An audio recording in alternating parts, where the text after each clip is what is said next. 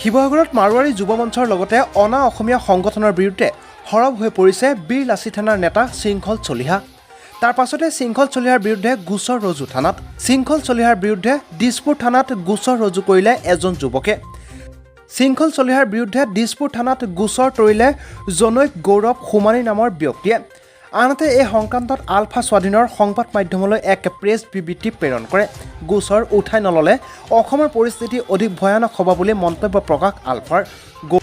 গৌৰৱ সোমানীৰ লগতে আন সকলো বহিৰাগতই এই পৰিণাম ভোগ কৰিব লাগিব বুলি মন্তব্য প্ৰকাশ কৰে আলফাই। আমি জনাইছোঁ এই মুহূৰ্তৰ সবাতোকৈ গুৰুত্বপূৰ্ণ বাতৰি।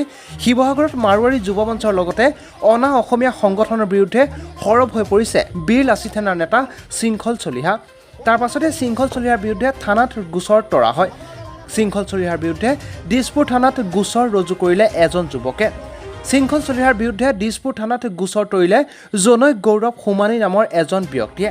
আলফা স্বাধীনে এই সংক্ৰান্তত প্ৰেছ বিবৃতিৰ জৰিয়তে প্ৰকাশ কৰিছে যে গোচৰ উঠাই নল'লে অসমৰ পৰিস্থিতি অধিক ভয়ানক হ'ব। গৌৰৱ সোমানীৰ লগতে আন সকলো বহিৰাগতই এই পৰিণাম ভোগ কৰিব লাগিব বুলিও মন্তব্য প্ৰকাশ কৰে আলফাই। এই প্ৰতিবাদ ঐক্যবদ্ধ খিলঞ্জীয়াৰ প্ৰতিবাদ। এই প্ৰতিবাদ মাৰোৱাৰী গুণ্ডাৰ বিৰুদ্ধে, বিহাৰী গুণ্ডাৰ বিৰুদ্ধে, এই প্ৰতিবাদ বেংগলী গুণ্ডাৰ বিৰুদ্ধে। শিৱসাগৰৰ ৰাজপথত আৰু অনন্তকাললৈ কোনো খিলঞ্জীয়া মানুহে মাৰ নাখায়। আৰু এটা কথা এইবাৰ আমি স্পষ্ট ৰূপত কৈ দিছোঁ, যদি আমাক পুনৰবাৰ ইয়াত কোনোবাই মাৰে আমাৰ খিলঞ্জীয়া মানুহক, এইবাৰ উল্টাই পিটা হ'ব। ন' FIR, ন' কেছ, ডাইৰেক্ট একশ্যন। একদম চিধা কথা। আৰু আমাৰ মানুহক, আমাৰ ছোৱালীক কোনোবাই ইয়াত অৰ্ধ উলংঘ কৰিব আৰু আমি ঘৰত সোমাই বহি থাকিম, নহ'ব এইটো কাম।